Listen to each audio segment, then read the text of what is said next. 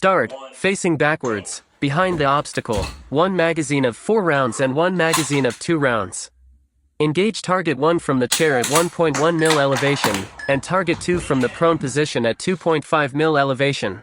Alternate between positions for a total of 6 rounds.